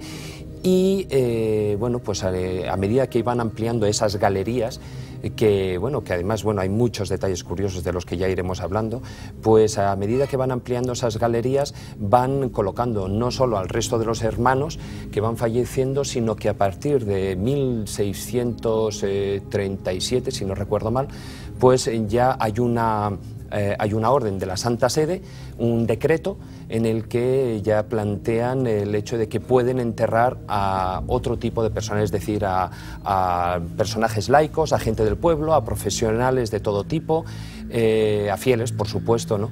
Y que no sean los hermanos de la orden. Y a partir de ahí ya se van abriendo todo el resto de las galerías hasta 1732, que ya ahí concluye. Y bueno, pues como podemos ver todos, pues se ha convertido en un verdadero espectáculo, un museo no solo del horror, como vosotros bien lo habéis plasmado, sino que además, bueno, pues es más un fiel reflejo de una película de terror que de unas catacumbas cristianas. Nunca mejor dicho, David. La verdad es que hay muchas curiosidades que vamos a ir ahora comentando. Hay diferentes niveles, hay espacios para diferentes tipos de momias. Parece que también hay alta alcurnia y, por ejemplo, niños, que es lo que más puede impactar a la audiencia. Sí, bueno, no hay diferentes niveles. Sí que es cierto que bajas al subsuelo, pero los cuerpos están divididos como por áreas. Imaginémonos que son como una especie de cuadrículas, pasillos que van, bueno, que está rodeándolo con pequeñas capillas como esta, y bueno, pues está separado desde... Pero eso, por ejemplo, que vemos ahí son niños, ¿no? Muy pequeños. Sí, serían niños, pero... Con sus trajes. Como comentaba David, es a partir de una fecha en la que de repente... Bueno, pues a la gente que tiene dinero en Palermo, a las familias ricas de Sicilia, se les permite enterrar a sus muertos de esta manera. Tenemos que entender que la otra opción que había hasta ese momento, ya que no existían los cementerios, era sencillamente caer en una fosa común, con lo cual no era una manera muy religiosa quizá de enterrar a nadie, ¿no? Claro, es muy chocante ver esto hoy día, porque nosotros no podemos comprenderlo, pero según nos comentaba Fray Donatello, la gente iba a rezar a sus muertos aquí y veía a sus niños, hoy están muy deteriorados, salvo Rosalía Lombardo, que ya hablaremos un poco de esa técnica de momificación que la deja en ese estado casi permanente como de sueño, como de dormida. Y bueno, pues todos estos niños pertenecen a las familias nobles de Sicilia que decidieron, pues eso, ver a sus hijos año tras año. ¿Qué sucede? Hoy ya nadie va a verles, hoy ya nadie va a poner flores. Es cierto que ya nadie en Sicilia, ya nadie en Palermo va a ver todo esto. No sé si decir que se avergüenzan, lo dudo, pero sí que es cierto que se ha convertido en un atractivo turístico tremendo y la gente, la verdad que sale muy impresionada de ahí. Yo le hacía la pregunta un poco a Fray Donatello, luego también lo veíamos, nosotros nos cerraron el sitio para que pudiéramos filmar, pero cuando nos íbamos ya abrieron y me quedé un rato a observar los gestos de la gente, ¿no? Es curioso, había algún español por ahí y bueno, la gente sale muy sobrecogida, alguna persona incluso llorando. Imagino que preguntándose lo mismo que nos habíamos preguntado nosotros cuando estás mirando fijamente cara a cara todas estas personas, 8.000 que están enterradas aquí, ¿no? Y es, ¿qué somos? ¿Podríamos decir, Nacho, en este punto de nuestra investigación o nuestro viaje nocturno, qué diferencia hay entre eso, unos huesos mondos y lirondos, y lo que sería momia, que es lo que perseguían los antiguos egipcios y otros pueblos, ¿no? De alguna forma, ir al más allá con el aspecto más parecido al que teníamos en la vida, ¿no? Podía haber ese tipo de creencia, había una serie de ungüentos, había una serie de procesos que hacen que el cuerpo quede distinto, evidentemente, que una simple calavera, ¿no? Hombre, de alguna forma ellos lo buscaban, ¿no? Si no, no hubieran pertrechado, me atrevería a decir, los cadáveres con las ropas que algunos de ellos seguramente utilizaron en vida. Porque eso sí que sorprende, ¿no? Que todavía tengan sus propias ropas. Es una prolongación del mantenimiento del cuerpo físico, tal y como buscaban los antiguos egipcios y otras infinidad de culturas en la antigüedad. Para ellos han utilizado métodos de los más variados, ¿no? O sea, desde la propia momificación eviscerando. En definitiva, todas ellas, todos los sistemas de momificación lo que buscan es eliminar la humedad del cuerpo para que éste quede lo más acartonado, seco posible. Hay que pensar que un cuerpo normal de una persona de unos 70, 80 kilos de peso, una vez momificado queda en apenas 10 kilos, ¿no? Lo que es el peso de la osamenta. Se reduce casi al 10%. Sí, muy poco, apenas el poco cuero, pellejo que recubre los huesos.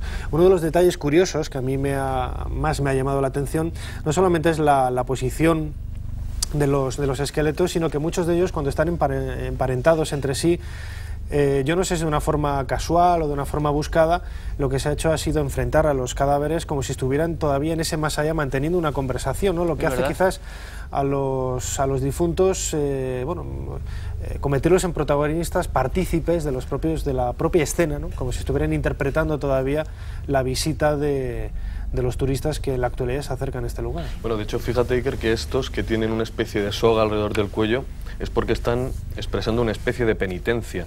Y sí que es cierto que hay algunos cuerpos que están enfrentados. Hemos hablado de que hay una división, por ejemplo, entre mujeres nobles, casadas, no casadas, algunas incluso con los vestidos de novia.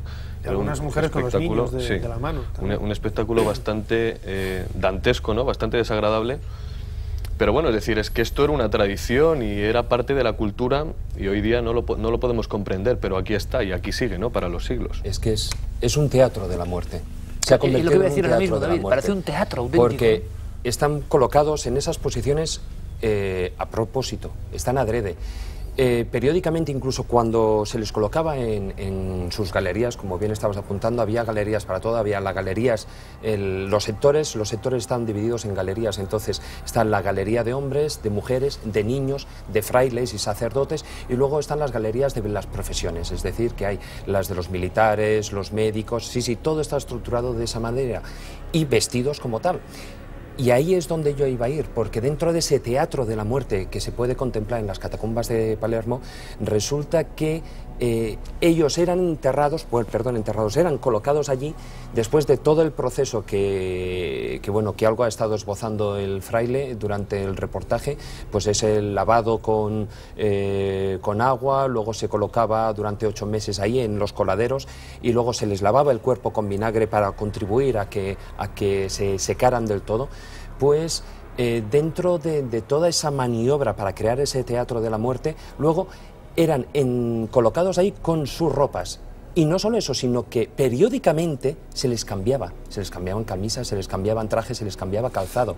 Incluso durante un tiempo, ya yo no creo, como antes comentabas, pues que la gente de allí se hayan arrepentido de esto. Yo creo que ya están tan acostumbrados a convivir con la muerte. Palermo es una ciudad, pero tampoco no es una ciudad como Madrid, no es una ciudad tan grande. Entonces, que haya 8.000 cuerpos, yo creo que eso ha tocado muchas familias de las que están ahí en Palermo, y quien más y quien menos tiene algún familiar ahí dentro. Con lo cual, ya han convivido con la muerte y forman parte de ese teatro. Hombre, un poco lo curioso es que los familiares ya no van, ya no regresan. Una de las cosas que yo preguntaba es, efectivamente, hay familias todavía viven en Sicilia, en Palermo, que están aquí sus descendientes y sus familiares. Sin ir más lejos, Rosalía Lombardo, fijaos, está como dormida, decíamos. ¿Es la que más impresiona? Es la que más impresiona porque de verdad parece que está incluso sudando. El pelo está sobre el rostro, sobre la cara. Parece que está, quizá no recién muerta, ¿no? Pero prácticamente.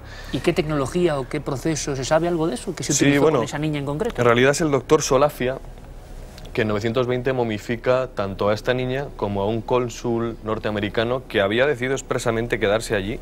Y no se sabe muy bien exactamente qué es lo que hizo. Se sabe que inyectó alguna especie de sustancia química. Hemos hablado alguna vez sobre el arsénico y otra serie de sustancias, pero se llevó el secreto a la tumba. A la vista está, quizá esta no está del todo bien conservada, que es la del cónsul, pero la de la niña, la de Rosalía, de verdad que es muy impactante. Que la piel todavía está fresca, que la puedes incluso, que es flexible. Claro. Sí, y es el último cuerpo que entró. Sí, en 1920. De hecho, en los documentos de la orden viene especificado solo brevemente el que el doctor Solafia introdujo una especie de líquido a través de las venas que desconocen una composición química, lo introdujo a través de las venas y así ha quedado. Y así ha quedado el último cuerpo en entrar.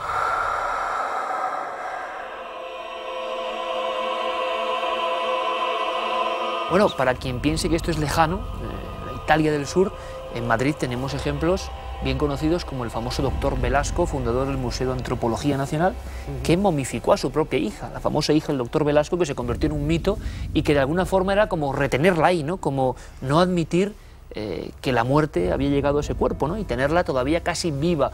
Es muy curioso porque hay también toda una serie de anécdotas y de historias. Me contabas, David, que incluso en otros pueblos, por ejemplo pueblos andinos, esto de tener los cadáveres o las momias hablando entre ellas se llevaba, pero a la última instancia, vamos. Sí, de hecho,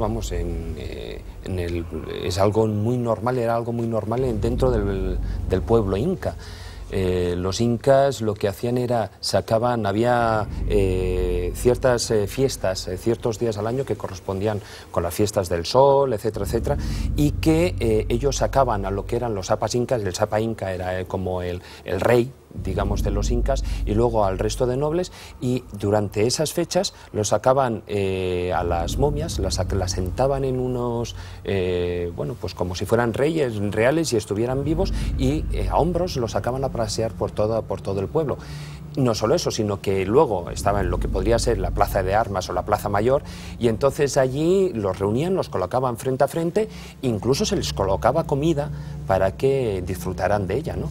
Es algo, una costumbre, bueno, pues que yo me imagino que guarda una perfecta relación con la idea de que tras la muerte y gracias a la momificación, pues se continúa la vida de una u otra manera, ¿no? Igual que también hicieron los antiguos egipcios, que pensaban, bueno, pues que el cuerpo tenía que estar conservado para cuando volviera ese Ka que viajaba al más allá, a su regreso se tenía que encontrar el cuerpo físico en buenas condiciones para poder retornar la vida. Si el cuerpo físico no estaba en buenas condiciones, era cuando sucedía la muerte total. Nacho, mucha gente estará preguntando, ¿el pueblo egipcio es el más antiguo, el primero que empieza a momificar, el primero que empieza a idear una especie como de medicina y de religiosidad en torno a los cuerpos, o incluso hay detalles anteriores a Egipto de momificación? Hombre, hay una guerra antropológica casi, ¿no? Siempre se suele tomar la cultura egipcia como la pionera en la momificación, sobre todo porque es quien consiguió los resultados más espectaculares, ¿no? Desde las primeras dinastías, ellos fueron, como antes comentaba, a grosso modo, realizaron el gran descubrimiento, el importante descubrimiento de conocer que el cadáver desaparecía, se descomponía por culpa de la humedad del propio ellos detectan cuerpo, ¿no? El problema, ¿no? De que la humedad ellos, sobre descompone todo, por completo. A partir de un detalle bastante lógico, ellos en primer lugar lo que hacían era cubrir los cuerpos en los enterramientos más primitivos, en el cuarto milenio antes de nuestra era, un cuarto milenio, comienzos del 3000, cuarto milenio tenía que ser. Cuarto milenio antes de nuestra era, lo que hacen es envolver los cuerpos en pieles de animales, los depositaban en el desierto, y la propia acción de la arena del desierto lo que hacía era desecar, conservar de forma natural estos cuerpos.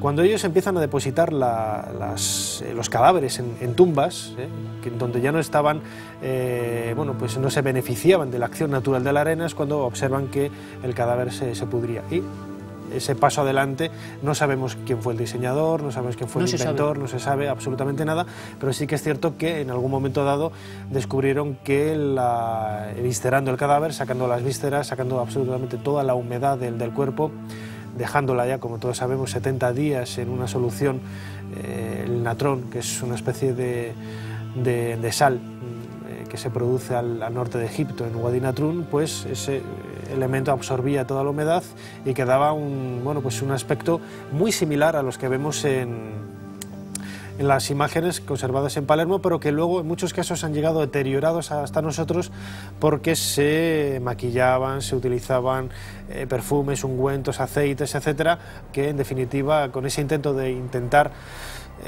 prolongar o maquillar o de alguna forma alargar la vida de ese cuerpo en detrimento del mismo, ¿no? Consiguiendo en muchos casos que han llegado a nosotros momias totalmente calcinadas, carbonizadas y en muy mal estado de conservación. En España hay varias historias de momias, hemos recorrido algunas de las momias de Llerena, tantas otras que en vez de exponerse casi como en Palermo causaban realmente temor. Se hablaba de torturas de la Inquisición, en fin, y se escondían, porque todo lo que tiene que ver con la muerte, de alguna forma, se sigue escondiendo. Por lo tanto, estas imágenes provocan ese doble impacto, ¿no? Primero, la iconografía, que ya están viendo y no hace falta ni poner palabras, y segundo, eso, que es la presencia de una cosa que en la cultura actual, con los valores actuales, tiene que ser completamente escondida. Por eso quizá está en catacumbas, quién sabe. Hay historias y anécdotas, ustedes recordarán un reportaje que hicimos, quizá, si son seguidores de Cuarto Milenio, en las catacumbas de París, con, se dice, entre 6 y 8 millones de cuerpos, que es una barbaridad, pero bueno, lo comentan allí, miles y miles y miles de calaveras, calaveras estas sí, perfectamente limpias, o por lo menos sin carne, y allí había muchas historias. Es decir, el lugar y lo tétrico de ese sitio había generado muchas historias. Yo no sé si conocéis historias de este lugar, si tiene sus anécdotas paralelas de cosas que hayan sucedido, si le acompaña una historia más o menos siniestra, porque imagino que tiene todos los condimentos, o no. Sí que hay una historia, y es bueno, curiosa, en cuanto a que, bueno, hay que confirmar ciertas partes o como en todas estas cosas que son leyendas, pues hay que creerse las cosas hasta su justa medida. Pero precisamente cuando en la Segunda Guerra Mundial las tropas estadounidenses entraron e hicieron el desembarco de Sicilia, lo que fue considerado como la Operación Husky, pues ellos entraron en las catacumbas y casi todos los cuerpos tenían ojos de cristal y lo que hicieron fue llevárselos, o al menos quitárselos. Hoy en día hay algún cuerpo que todavía tiene ojos de cristal, pero es curioso que se está contando, o que se cuenta que desde el desembarco en Sicilia de los estadounidenses entraron en las catacumbas y salieron llevándoselos, jugando con ellas, a saber qué. Bueno, una de las cosas que nos contaron con respecto a esto es que en el año 43 cayó una bomba, precisamente ese bombardeo norteamericano, que reventó los cristales de una de las salas de este Museo del Horror, ¿no? Y al parecer esos ojos desaparecieron porque del gran impacto, si bien los cuerpos absorbieron muy bien esa onda expansiva, los ojos de cristal no. Todos los cristales que recubrían esos cuerpos, sobre todo de las mujeres, se hicieron añicos, los cuerpos quedaron más o menos preservados, pero parece que los ojos también se hicieron añicos, ¿no? Eso es un poco lo que nos contaban allí. Claro, fíjate, es lo que estamos hablando, ¿no? Que las leyendas hay que tomárselas hasta cierto punto como algo real, pero luego siempre hay explicaciones variables, ¿no? Madre mía, esto ya con ojos de cristal tenía que ser impresionante. Las catacumbas de Palermo ha sido un viaje breve, pero como la imagen es lo que ustedes van a ver que inmediatamente se queda inserta en su mente, pues ya las tenemos, un poco macabras, desde luego sobrecogedoras, como decía Luis Álvarez, y la gente que opera allí, que abrió todo este museo extraño, este cementerio gigantesco, pues ya no tiene ningún miedo, porque como bien sabemos, los que hablan de la parapsicología dicen que no hay lugar más tranquilo, ¿verdad?, que un cementerio, donde nunca ocurren fenómenos extraños, porque la paz es absoluta.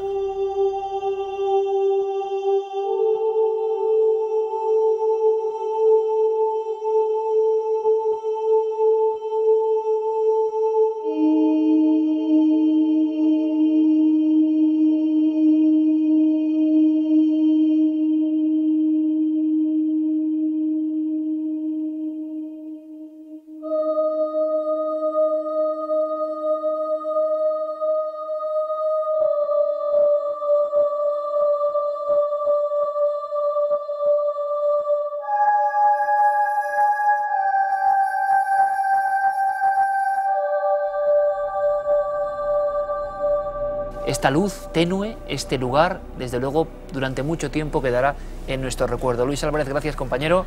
Buenas noches, gracias. Gracias, Nacho, como siempre, por tus precisiones y por enseñarnos un poco más de un culto que va hasta lo más antiguo, desde que el hombre es hombre prácticamente ha querido desafiar a la muerte. Y David, muchísimas gracias por tus apuntes sobre este lugar que desde luego levanta nuestra pasión en el buen sentido, porque por otro lado nos sobrecoge. Gracias, David. De nada.